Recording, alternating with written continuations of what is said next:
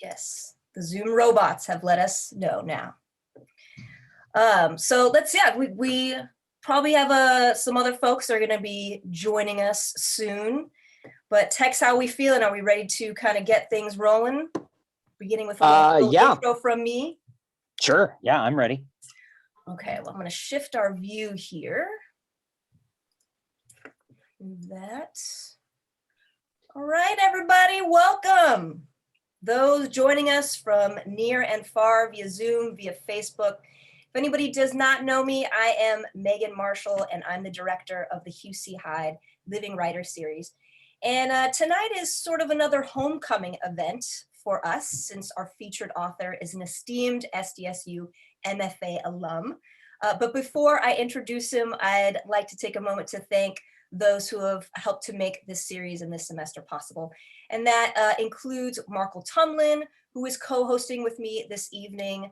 Also our other friends from Love Library. I want to thank Danya Mukahal, Laurel Bliss, Jessica Savala, and Rebecca Williamson. And I would also like to thank the Department of English and Comparative Literature for their continued support of our series. Just a couple reminders, if you're joining us via Zoom, please keep your mic muted during the presentation. And then afterwards, you'll have a chance to unmute yourself once we go into the short Q&A session. And then also as a reminder, you may have heard this event is being recorded. It's also being streamed live on Facebook. When you have a second, if you have a second, please check out the Hugh C. Hyde Living Writers series on YouTube. Our channel has recordings of all of our great events, as well as creative responses and perspectives from students who are enrolled in the Living Writers class. So maybe instead of, binging that next Netflix show, binge our library of videos instead. I promise you will not be disappointed. And then lastly, for more information on the rest of this series of events this semester, you can visit the SDSU MFA community website. I'll post a link to that in the chat a little bit later if you'd like to check those out. So without further ado, I am excited to introduce our featured writer for the evening. Tex Gresham is a fiction writer, filmmaker, and screenwriter born and raised in Texas. He is the author of Heck, Texas, and his work has also been published in Hobart, Friction, The Normal School, and The Pinch, among other places. Tex is the recipient of the 2020 Humanitas David and Lynn Angell Comedy College Fellowship. He is co-host of Mumbo Jumbo, a movie podcast with Kurt Kroeber. Tex has a BA in Film Studies from Texas State University and an MFA in Fiction from SDSU, as I mentioned earlier, where he was also editor for Fiction International. He currently studies screenwriting at the University of Nevada in Las Vegas, where his cinematic focus is on unconventional narratives. When I first read Tex's book, I was reminded of Sartre's famous yet often misinterpreted assertion, hell is other people. Though in the case of this text, heck is other people. A place where the harsh judgment of others and subsequently of ourselves is inevitable and torturous. A place where the darkest humor is perhaps our only salve for the pain and sheer absurdity of our existence. This is a book, just like its star location, that is difficult to categorize. Co-director of SDSU's MFA program in creative writing, Stephen Parmonton, describes it as somewhere between Eraserhead and Slacker, just the right kind of deadpan dark humor. I might begin to define it as if Palahniuk and Bukowski rewrote Coleridge's poem, The Rime of the Ancient Mariner, and then John Waters and David Lynch adapted it into a screenplay in which Hieronymus Bosch was the set designer and John Cage wrote the score.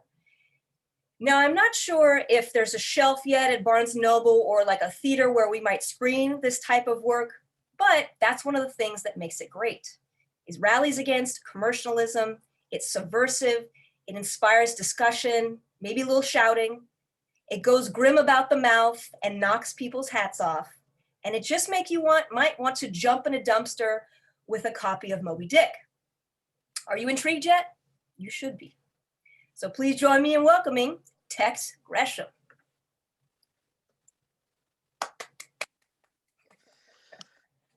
Real clap. Yeah, real clap, yeah. So what do I do? Do I read? Yeah, I mean, you're welcome. Yeah, get us going wherever you want to read. Something Okay. from Hex, something from something else. Surprise us. This is Yeah. your forum now. Well, oh God. Well, this is a great time to tell y'all about this new marketing endeavor that I'm doing now that I have y'all all here. It's not a pyramid scheme. No. Okay, I'll read a few pieces from Heck, and then I'll read a few pieces from something else. Heck's kind of hard to read from. So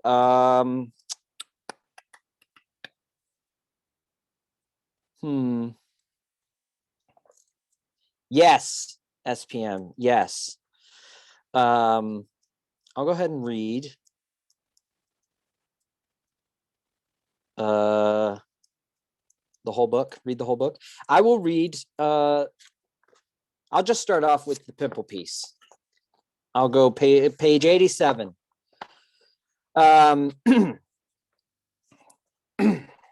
Moby Zit. I haven't read in a while. Here we go. You take your time getting ready, wash your hair, body, face, genitals. You dress yourself in new clothes, almost perfect. But in the mirror, you see a zit, pregnant with a little white head, tight and shiny. Real casual, you put your fingers on either side, try and push those fingers together. You've got 2 hours until they give away your reservation at that restaurant everyone's going to, where they serve meals in troughs. 2 hours, plenty of time to coif your hair, drive to your date's place, get gas and flowers on the way, compliment your date, drive to the restaurant before they give away your reservation. So you push your fingers together and punish the little white head on your relatively blemish-free face. And there's a pressure that reminds you of the dentist.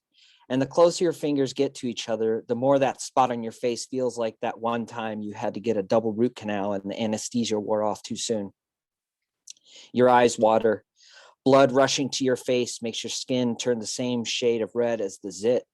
And just when you think you can't take it, that you'll just give up and go on your date with a zit so big it'll need to introduce itself, there's this soul-pulling thunk as the two index fingers meet and the pregnant whitehead crowns and gives birth. A line of cotton-colored ooze spits out and connects your face to the mirror. It's a magnificent eruption. And in this moment that feels better than any orgasm, you know you will wake every day hoping for another zit on your face. But you stop thinking about how this situation feels because you notice that this tightrope of pus is silly stringing from your face in a near constant stream, collecting shampoo and palm on the mirror, covering your reflection, white drops spattering the wall, the sink, your toothbrush, everything. You think of your date and wonder if anything like this has ever happened to them. Your index fingers move away from the zit, but the geyser of pus continues to erupt. The feel-goodness turns to fatigue. There's this scooping in your toes, spreading up your feet, ankles. When it reaches your calves, you notice that the pus has swallowed the mirror, filled the sink, overflowed onto the floor, slowly flooding the bathroom. The sound of the still flowing stream is similar to the fart of a half-empty ketchup bottle. That scooping moves up past your knees and into your thighs. When you look down, the stream water hosing in whatever direction you turn your head, you notice that your legs have crumpled like an empty chip bag. When you try and move your legs, you can't. You're now ankle deep in pus, and the scooping moves past your freshly cleansed genitals and into your stomach, where you see your stomach crumple, everything inside gone.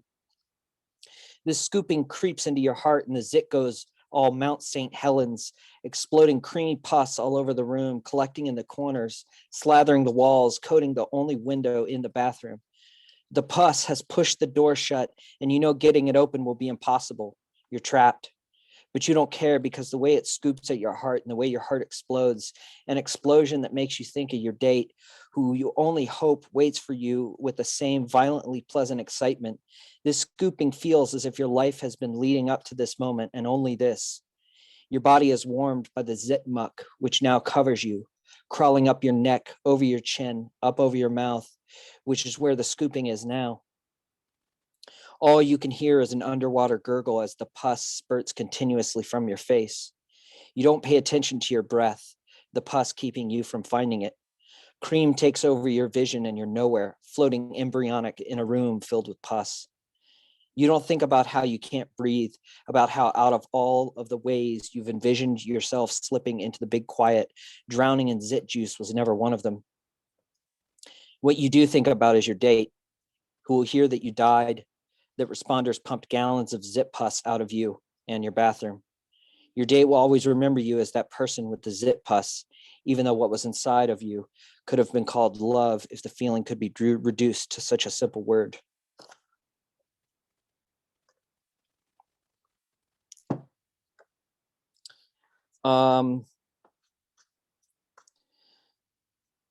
Let's see.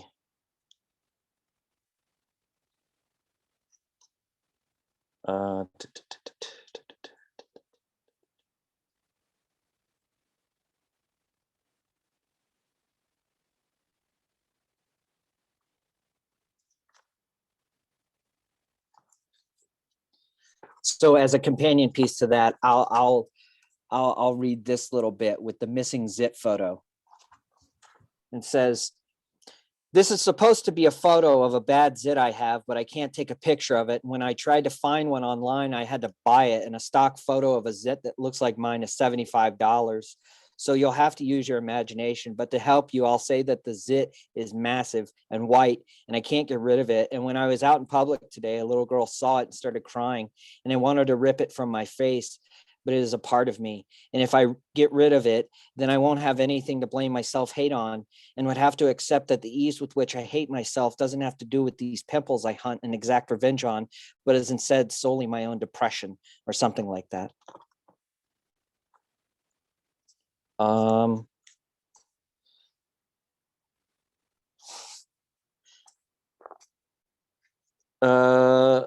Let me see.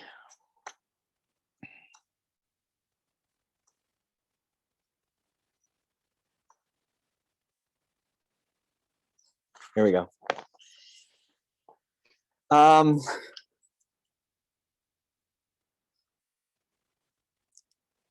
Okay, I'll just read this one.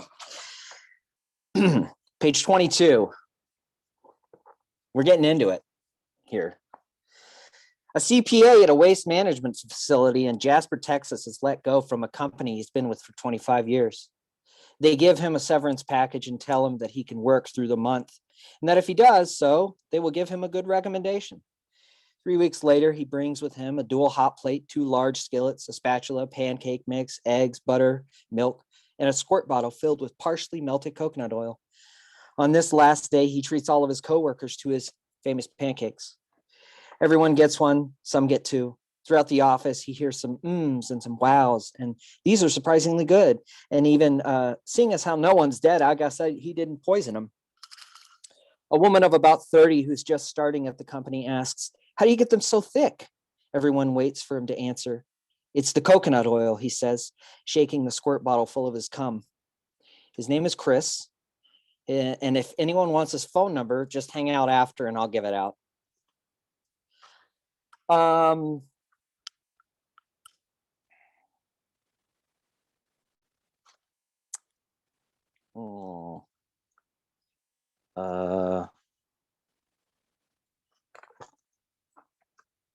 I might do one more from this.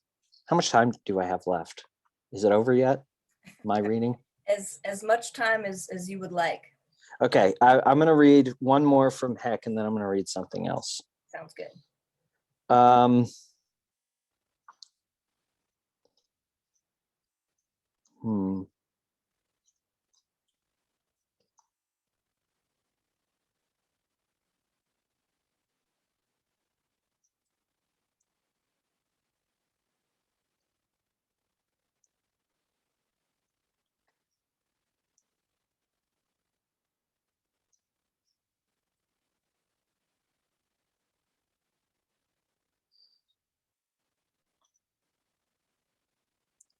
It's hard. Okay.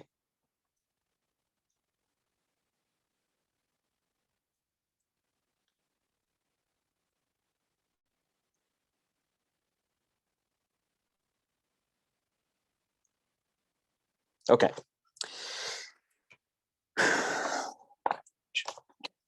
There was a kid at the junior high who shot himself in the head with a .22 in the first floor bathroom. It didn't kill him, so he went up to the second floor bathroom and shot himself 6 more times in the head. He bled to death. He wrote "oops" in his blood. His brother tried to shoot himself later that night in the treehouse the two had built as kids. Their father stopped him, but the gun went off. It was a shotgun. It blew the front of his face into mush. He works at the gas station by my house. He looks like this, and he talks like Sylvester the cat from Looney Tunes. And there's a picture of what he looks like.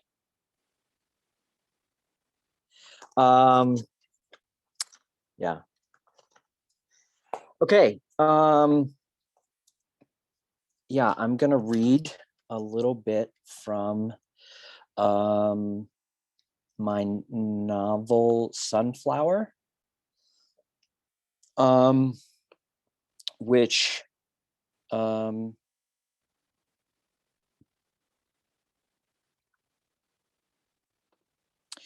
is kind of, I guess this is the first time it's known by anyone ever. It's going to be published early next year by a press called Spaceboy Books. I'm working on editing it right now, but it will be out in the world in about a year or so. No, probably a year, maybe a little sooner, but a year. So I'm going to read the opening chapter, probably not the whole thing, but just some of it.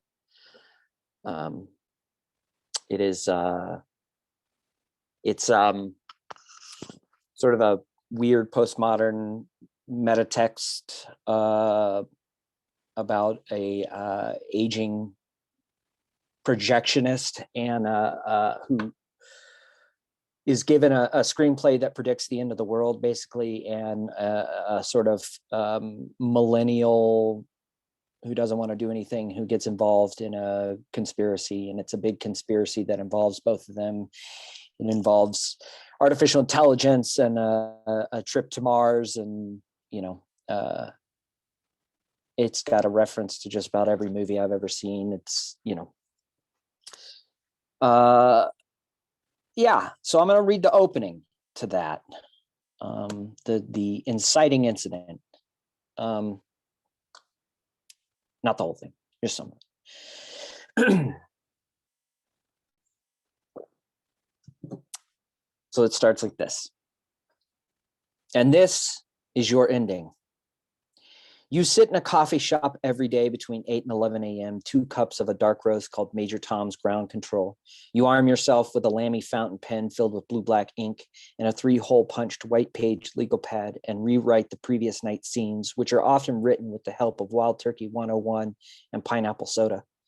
You stick to the old saying made famous by Hemingway, maybe, but started like an urban legend by an unknown source and passed virus-like into the minds of writers everywhere. Write drunk, edit sober. It's a bullshit catchphrase that's imprisoned countless writers to a life of alcohol dependency. They relate to successes, never their failures, and their willingness to outpour their inherent genius. Get liquored up and take away the insecurities that prevent the real shit from boiling out. Go back sober and sift through the typos and grammatical flaws, and in your case, the flowers that form on the page when whiskey drips onto the fresh ink. You read and revise as if you're seeing the work for the first time. Countless writers have taken credit for work they have almost no memory of writing. Case in point, internationally renowned New York Times bestselling horror writer Chuck Hayes doesn't remember writing his 10th book, Cat Night. A log line for it would go like this. When a lunar phenomenon transforms every feline, feral and domesticated, in the city of New Orleans into ravenous beasts satiated only by human flesh, a father must protect his daughter when the two find themselves trapped in a phone booth for the night.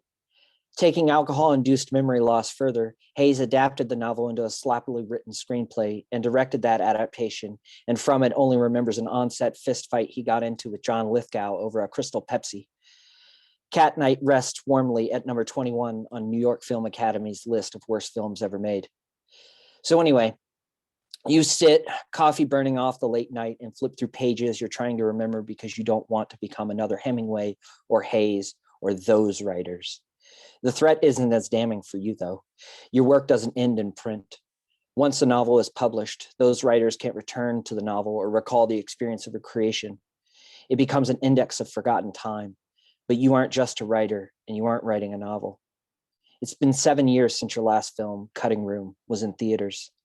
Nominated for 7 Academy Awards, including Best Screenplay, Best Director, Best Film, Best Supporting Actress, Jennifer Brackis Donahue, then only 19. Best Actress, Amy Adams. Best Actor, Daniel Day-Lewis, coming out of retirement for his 3rd Oscar win. And Best Cinematography, Robert Elswit. The film is 2.5 hours long, absent of any non-diegetic music, punctuated with sparse dialogue.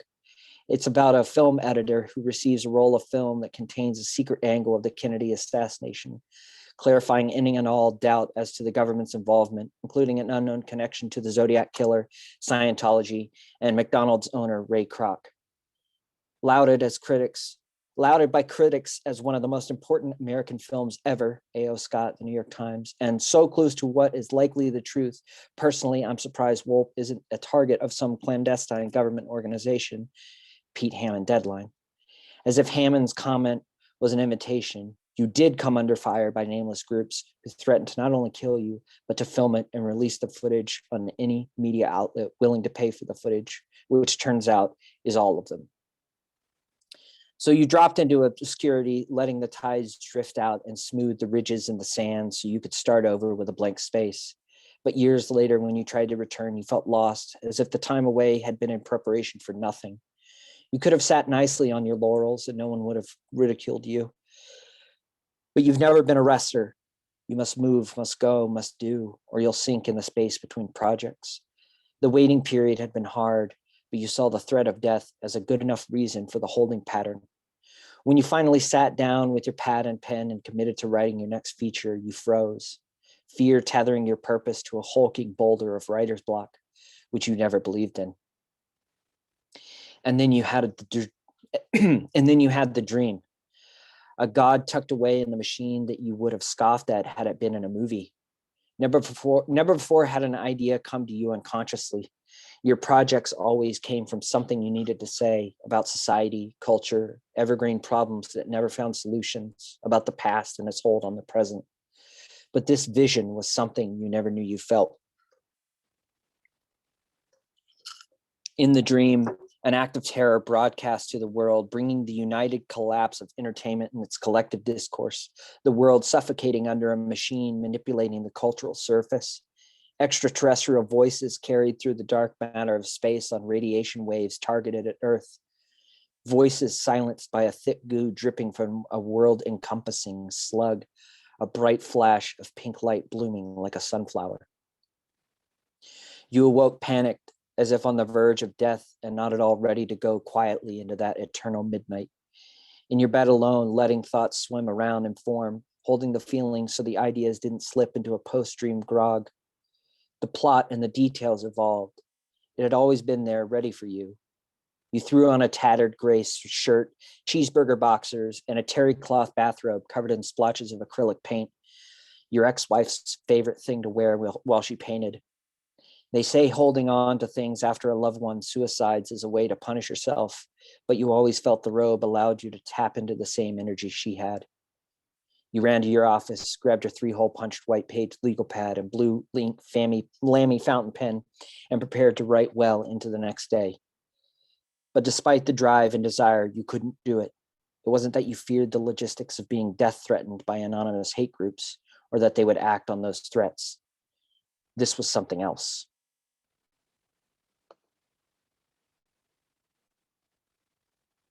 That's it.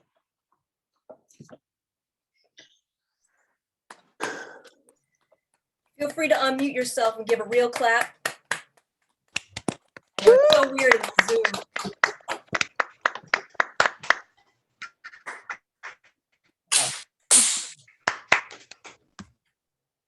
Thank you so much, Tex. It's really interesting to hear something new, and congratulations on that book coming out. We'll definitely keep an eye out for it, like you said, in about a year. And to hear that kind of juxtaposition with Sunflower and Heck, Texas. So I appreciate that. Yes, there's a big difference between novel and not a novel. Yes, right. I know it specifically says on the cover, not a novel. So we know what to expect. I appreciate that as well. Yeah. So we can open it up now for some questions. I know my students have some questions, but of course anyone is welcome to maybe use the little hand raise function because that makes it easy for me to see you, or you can put a question into the chat and I'll try to moderate and make sure that we get to as many as possible in the time that we have. But maybe while we're waiting for a couple to muster up the, oh, actually, Sean, hi, Sean. You have a question? Hey, Megan, it's so great to see you. Tex, how you doing? I'm good. It's great to see you. I miss you. I miss everybody. I miss San Diego. Hey, so can you talk about Heck, Texas, and where this book came from? Because when we went to school together, I don't remember you ever talking about this. I mean, you know, you were working on Sunflower. And so where did Heck, Texas come from? Can you talk about that for a little bit? Thanks. Yeah. It was a private project, I guess. It was something that I didn't really like show anyone. I wrote it in, I say I wrote it. It was the culmination of like maybe 10, 15 years of notebooks, little pocket notebooks, and things that I had seen and heard and witnessed, and things that just popped into my head and stuff like that. And kind of noticed there was things that were similar. And then I had like this really weird, almost nervous breakdown moment where for 2 weeks during like a winter break, I was staying in a room that was across campus in this really weird rat infested house. And I was staying in a room above the garage, and like in the night you could hear the rats chewing in the walls and stuff, and like shirtless, sweating, heater on, freezing cold outside. I just like stayed up for like 4 days and like compiled all this stuff, and then like for weeks would like work on it and make it and do all this and then just put it together. And then yeah, that's how it came together. And then I showed it to a few people and sent it to FC2, and they gave me some good feedback on it, but it was ultimately a pass. And yeah. Awesome, thank you. Was that what you were looking for? I can do it better. Yes, it's Okay. fine. Good seeing you. Yeah, good seeing you. All right, thank you, Sean, for your question. Good to see you. All right, so there's a question in the chat from Hannah, and she says, do you believe readers should attempt to decipher deeper philosophical truths about humanity within Heck, Texas, or become more aware of the simplicity that is the human condition? Both. I mean, you know, someone pointed something out in the book to me the other day, and I was like, yeah, I wasn't doing that, but that's cool. That's cool that you saw that. I mean, there are some things that are deeper. You know, there are some deeper meanings. There's definitely, it is not for me a surface level book in any way, shape, or form, but there are a lot of things in there that are like meant to be sort of simplistic and basic, and just read it, and that's what you get. There's nothing really else. There's nothing more here. There's like half the book is there's an undercurrent that connects everything. There's a reason why it's there. That's a reason why it's included. And the other half is like, you know, when you're watching a really in-depth, you're watching, you know, I don't know, a great movie on TV, not saying Heck's a great movie, but I'm saying you're watching a great movie on TV and it's on like Turner Classic Movies, right? And then it comes to commercial break and you're like, ugh, I don't want to watch commercials. And you flip the channel and you stop on the commercial, the new wave oven infomercial, and you get sucked into that because it's like, there's like a gross comfort in infomercials. And there's nothing deeper there in the infomercial. But then you switch back to the movie on TCN. That's kind of what I guess you could do. I don't know. Well, I feel like the type of the text, I mean, it's the collage text sort of lends itself to that particular reading of it, and that, in one page there's something that's, rather just kind of like base, just human nature or simplistic, like that oven, and then on the next page is something a lot deeper, sort of what feels like an existential crisis on the part of the narrator or of another character, a subject of the text. Yeah, I mean, it's my favorite drawing. I think when places open back up, I will get this tattooed on me somewhere. But it's like you open this page and you go, haha, poop nose lady, it's silly. And then, you read it and it's like not at all funny. It's like kind of depressing. Yeah. And I feel like that's, yeah, that's the heart. I don't know. Like that. Well, since you're fully vaccinated, I say go out this weekend and get that tattoo. Yeah. I'll post it when it happens, I'll post it. Thank you. Please do so on the Living Writers Facebook page. I will appreciate that. Yeah, sure. Absolutely. You got it. Okay, so Chris has a hand up. Chris, what's your question for Tex? Hi, I was really intrigued with how you had, I think it's like the second, what's it called? Basically, using you as instead of like I or etc. Was there a reason why you chose that form of writing, for like stylistic reasons or like for tone reasons? It was refreshing. I really like second person. I think it's probably my favorite. It's my favorite form to write in. It's fun for me. It's the easiest thing. I feels a little boring to me to write in, and third person is like so impersonal. And I think you is forced empathy. You become the person, right? And I feel like I like forcing people to be in the situation that maybe they wouldn't want to be in, because you can be pulled away in a first person or a third person, and you could be like, oh, this is the character doing this. But if you are squirting zit pus all over the bathroom and you're drowning in it, you have to experience that, and that's fun to me. Thank you. Yeah. Yeah, that's really cool. It's, the forced empathy, it definitely does remind yourself that you are reading and you are a part of the poem. Thank you.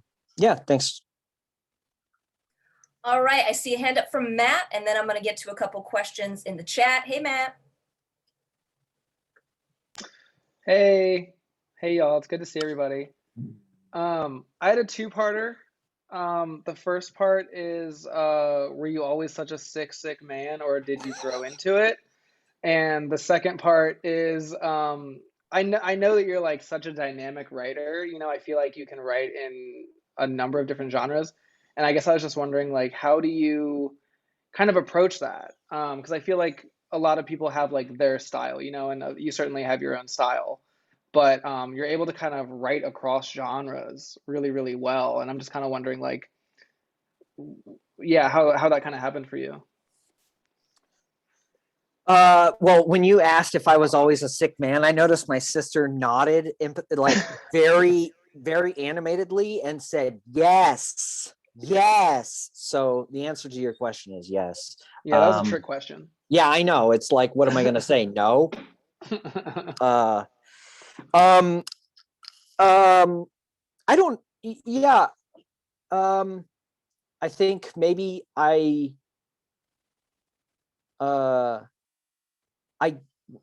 get jealous of people that can write in certain, like jealous of certain forms. So then I go, I could fucking do that too.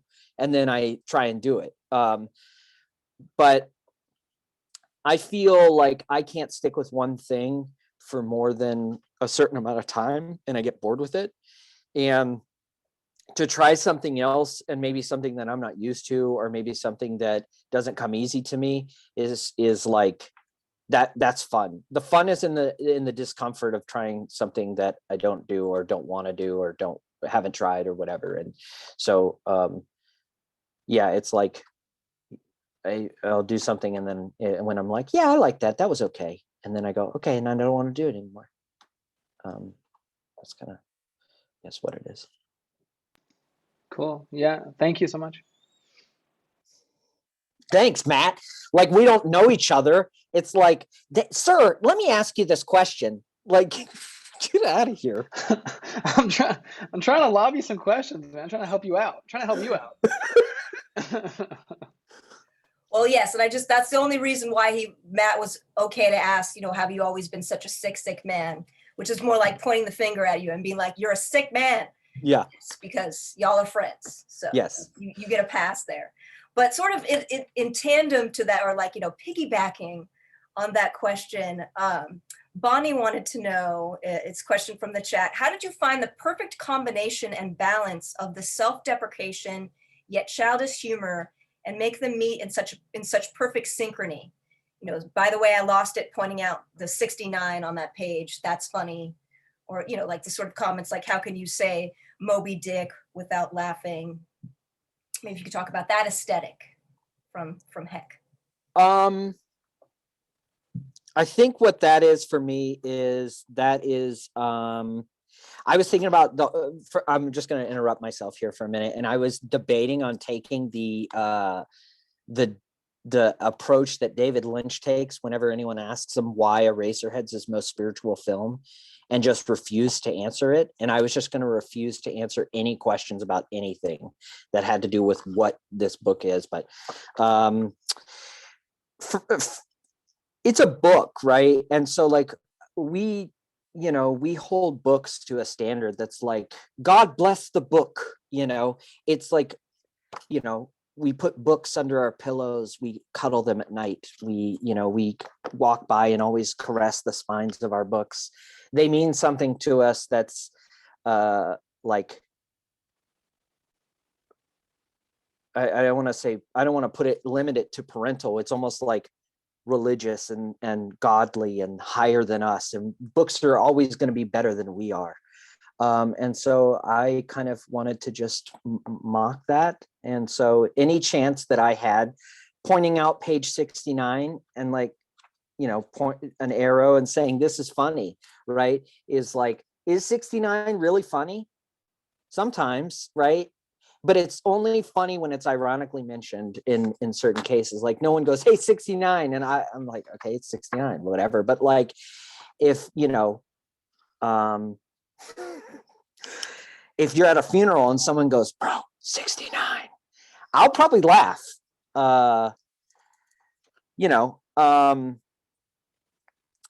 So I think it's any point where it started to feel too serious or too like, oh, I'm treating this like a book, I'll throw the word fart in there, or I'll point out 69.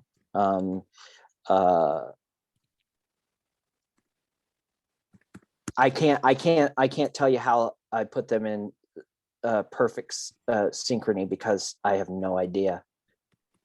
And I think that's part of the process of making something, is like, you don't know what you're doing. Most people who are like, oh, I did this, I planned this. No, you didn't. Yeah.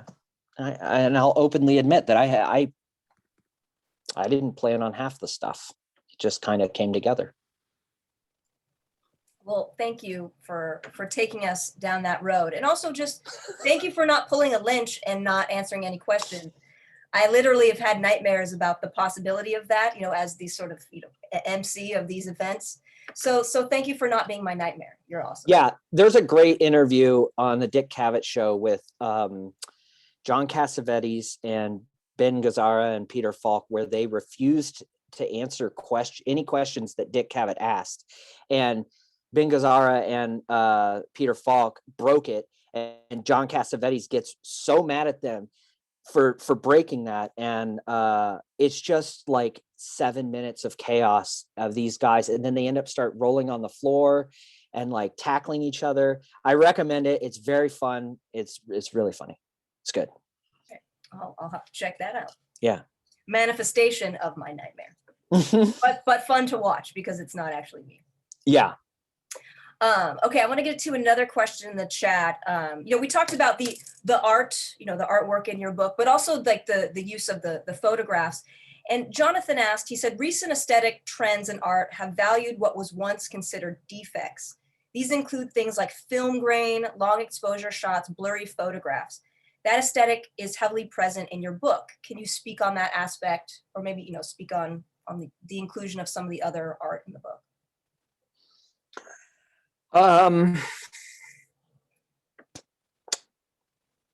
Well, some of a lot of the art in the book is like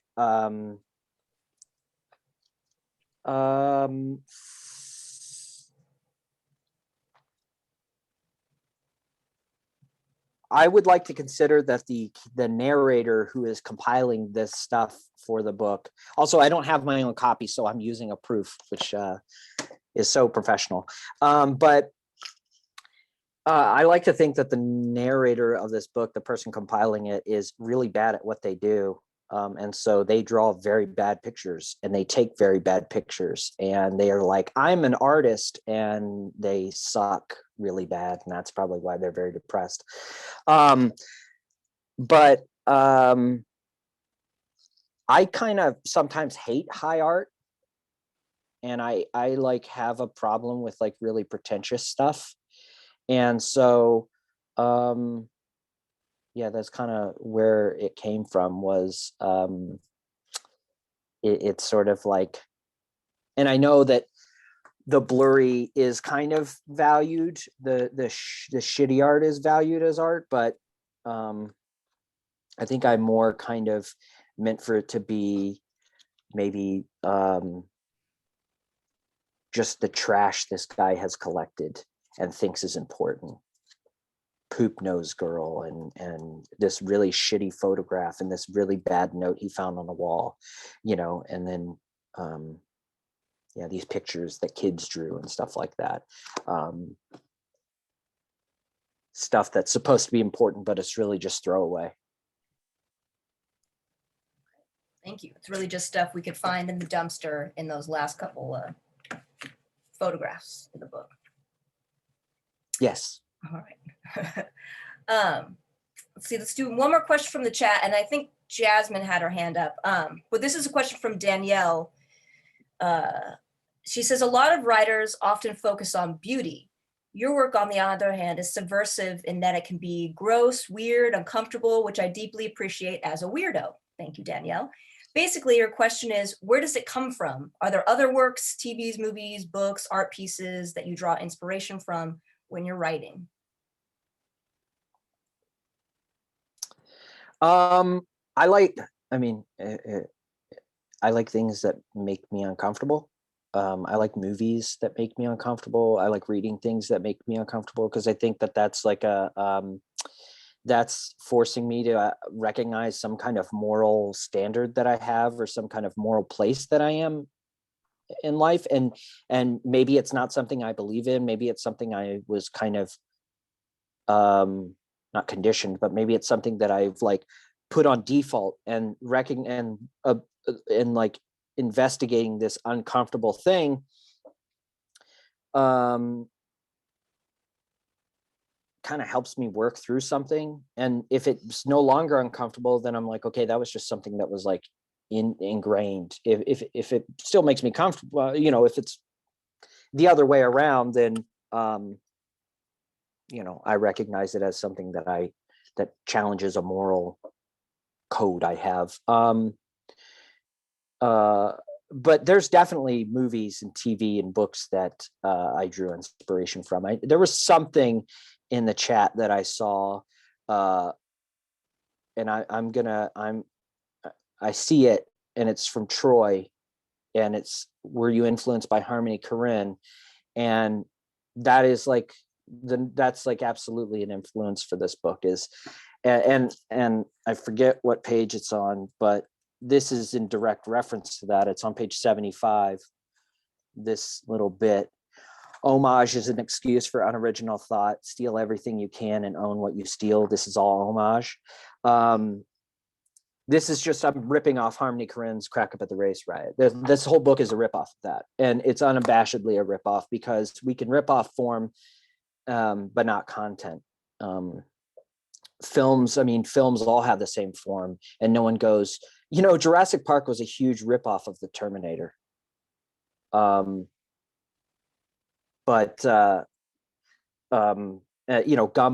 I like Gummo a lot. I think Gummo's great. I like Cassavetes movies because he puts you in uncomfortable situations. But yeah, those I'd say Harmony Korine, Gummo, definitely big inspirations for this thing. Well, good writers borrow, great writers steal.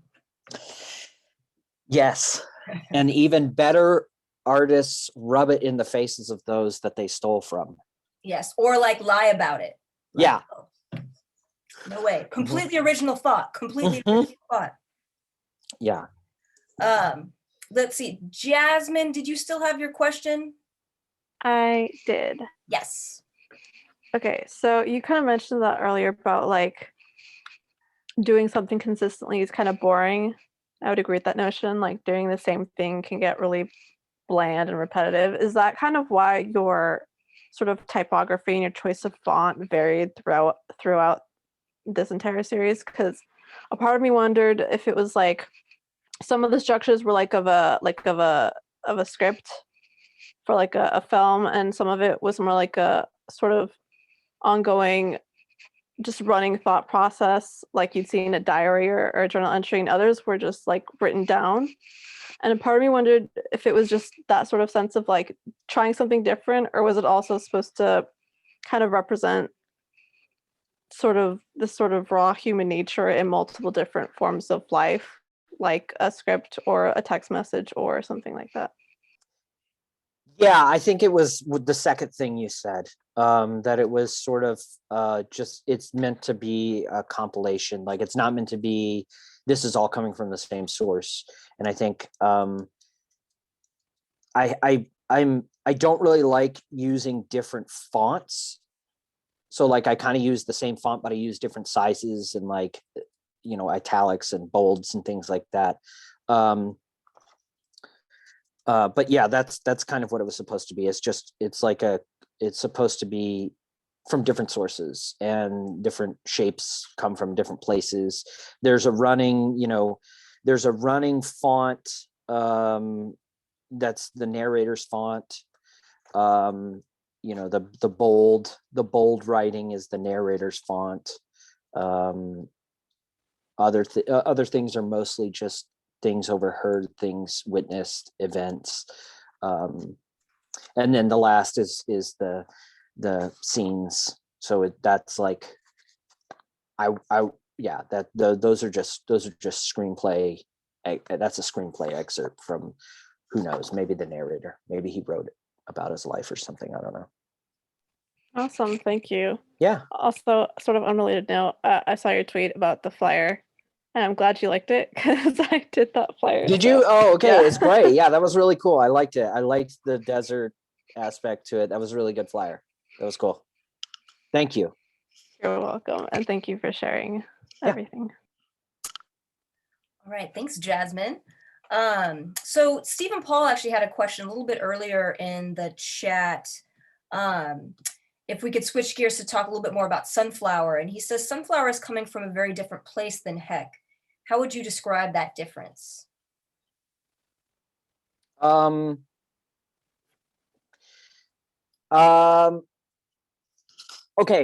Maybe I think Sunflower and Heck come from two sort of mental problems I have, if that makes sense. I have like incredibly bad ADD. And I think Heck is sort of my working out that ADD-ness in some kind of form. And it's the other aspect, which has gotten significantly better over the years, thanks in small or large part to some medication, but I kind of had pretty bad paranoia and maybe apophenia, which is kind of like connecting things that don't connect, which is, the key thing of, conspiracy theorists, that's so I think Sunflower is just my diving full headlong into combining that sort of paranoia that kind of controlled me and apophenia, but also my obsession with movies and film and media and postmodernism and metatextualism and hypertext and things like that. And I wanted to write a 800-page book. I wanted to out David Foster Wallace. I wanted to out Pynchon. I don't think I did it, but I got as close as I could, and I'm pretty proud of what I did. But that's Heck, I wanted to just make chaos, and Sunflower, I wanted to make the most structured, deep, connected thing I could possibly do, that where every sentence is dependent, is in there because it needs to be read to understand the whole story. So how many pages did you get at? What are we looking at? I'm working on editing it. I don't know how long it's going to be in print, but right now it's like 470. The first version of it was about 660, 650. But there was a lot of fluff in there. And then I took out a bunch and it was like 290. And then I realized what I'm doing now is that the stuff I got rid of was necessary. So the forward plot basically is still there, but in between, in the moments where these extra scenes were, there's a insert that says deleted scene. And in the back of the book, there's a special features section with all the deleted scenes, and you have to find the deleted scene. There's like a director's commentary kind of thing. There's an editor's commentary. It's meant to be, it's supposed to look like a DVD. I wanted it to originally look like a Criterion Collection thing where, you get the special features. I wanted to do a 2-book thing that comes in a slipcase and make it look like Criterion, and you get the feature and the supplements, and you have to kind of carry them both at the same time. But it's 1 book now. But there's deleted scenes you flip and all that stuff. So I love that there's an interactive component to it. And I would say, knowing that, you've definitely out Wallaced Wallace in that sense. We'll see. No, probably not. I didn't, but I will say this. I'm going to be a little arrogant and say that I have a feeling the ratio of people that start Sunflower and finish it will be greater than those who start Infinite Jest and finish it. I'll put that out there and not be an asshole. All right, we need someone, the Pew Research Center needs to pick this up, like in terms of getting that survey going, or like who actually start Ulysses and finish it. Yeah, I didn't. I won't. So I don't blame you. All right, well, maybe we have time for just a couple more questions. I'm wondering, because I was thinking this, and since we're on the topic and you're talking about the book, if you could talk a little bit about the cross-pollination between, sort of fiction writing and screenwriting. Are the two always kind of simultaneously floating in your mind? Or when you set out to do one, do you just do one? Because it seems like there's always sort of little bits of one or the other cropping up in your writing. Yeah, they're both kind of inescapable from each other, but if I'm screenwriting, but like if something pops into my head, I'll write it, or I'll start it, or I'll work on it, but I won't invest as much time as if I'm screenwriting. Like I just finished a script last week. And I was working on it pretty much nonstop for like 2 weeks before that. And I'm very pleased with it. I enjoy it. And there were things that were popping up that I know I would have liked writing had I started them, but I was more invested and cared more about the script at the time. And the same goes for something else. Like I'm editing Sunflower, very meticulously with an editor, with Kurt. Kurt and I are working together on that.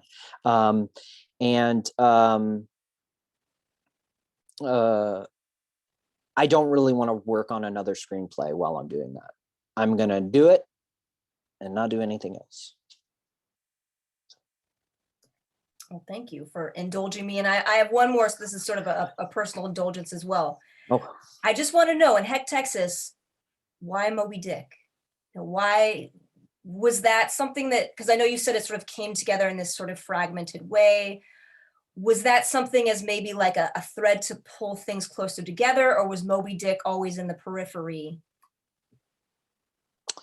actually, that is an SPM suggestion because I had some Moby Dick stuff in there, and SPM said something about, I think he's originally said Moby Zit, and I went, oh my God, Moby Zit.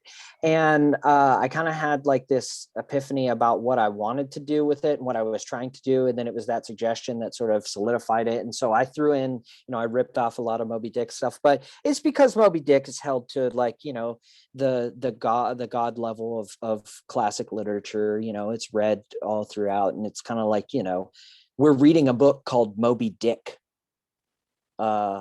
We have, high school syllabuses with the words Moby Dick on there, and we expect students not to laugh at that or like get some kind of enjoyment out of it, I just felt like taking it down a peg a little bit. But also the whale is a good representation of stuff. It can be interchangeable for, unsaid dread or self-hate or things like that, the fear that we can't face, insurmountable traumas, all those kinds of things the whale can represent. And I feel like the whale is vastly underutilized in literature because people are afraid to touch the whale because of Moby Dick. Because it'll be like, oh, you wrote a book about a whale? What are you, Moby Dick? So. Well, I think there's a writing prompt somewhere there, y'all. Write the next great whale, whatever. Write Moby Dick from Moby Dick's perspective. Yeah, right. That's another great prompt. Okay, we have another question in the chat, and then maybe one more after that to close this up. So Allie wanted to know, what's your least favorite story in Heck, or which one may have given you some trouble to write, or was the most troublesome? I'm going to say those are gone. Oh. The least favorite and the ones that gave me trouble are gone because I'm not going to end this on a note where I say some kind of shitty thing, but there's Don't a term worry. There's one more thing that I'll ask after this. So if you want to say something shitty, you could say it. Well, I'm just saying there's a term called canceled. And if those were to remain in the book, they would definitely, I would have had to answer to some people. But probably the weird, I would say probably the there's weird stuff. There's stuff that I don't like. It gave me trouble because I knew like my family would read it. And I know that's like, I forget, Bukowski said, if your family likes what you do, you need to do something else. But it's like, I want my family to like what I do. I don't want my family to read, the part about the guy who like makes out with his dog and that's why him and his sister don't talk anymore. I don't really want them to read that, but I included it. Also the Craigslist ads with like, call me bitch slut and all that. Those are kind of like things where I'm like, I'm getting into weird territory here. But they made me laugh. But those were ones that I was kind of like, do I include it? Mm-hmm. Do I not? But yeah, I'd say those. Well, your family is here in the Zoom meeting, so I guess they weren't too put off, or they're still supportive. So Bukowski be yeah. damned. They do, they'll, did you like it? It's good. The higher the pitch, it was good, the lower they think about it, kind of thing. And they were like dog whistle level high pitch. It's good. Couldn't even hear it. It was so high. So we're still proud of you. Yeah. Uh-huh. Yeah, for sure. All right, so maybe if we could end the event this evening with either, I feel like sometimes for authors I like to ask them for maybe some advice for young writers or writers who are just getting started or trying to get their books out there. But to you, maybe I feel like I would want to shake it up a bit and be like, can you give some like anti-advice? Like, this is not a novel, like not advice. Like, what should we not do if we are trying to get our stuff out there, or trying to put what we want to put onto the page? Okay, I'm going to answer this, and then I'm going to give a shout out. I'm going to give some shout outs. Nice. This is my opportunity to shout out. What should you do? Not listen to people. What should you not do? Listen to people. When people tell you something you're doing is bad or wrong, don't listen to them. They don't know what they're talking about. You do. They might hate it, but if what you want to do is what you want to do, then don't listen to them say, don't do that thing. I have a story about an elderly man in love with an ostrich, and I have received nothing but shit for that story. And it is my favorite story that I've ever written, and I'm in love with it. And it's the most tender thing it's the most tender and sincere story I've ever written. And I will not listen to the people who explain to me in the countless ways of how a man can't fuck an ostrich, as if that's the central point of the story, right? So yeah, just don't listen to people when they tell you can't do something. Don't accept rejection. What should you not do? Give up, I guess. But also don't expect things to be easy. I don't know. I'm the worst person to ask for advice. I'm a psychopath when it comes to like writing and stuff like that. I legitimately flagellate myself with time and loss of time. They say writing is the talent of the room. If you can sit in a room by yourself and work, and I think writing and any artistry is about the talent of the room, but it's also about like, can you really let the people who love you down a lot?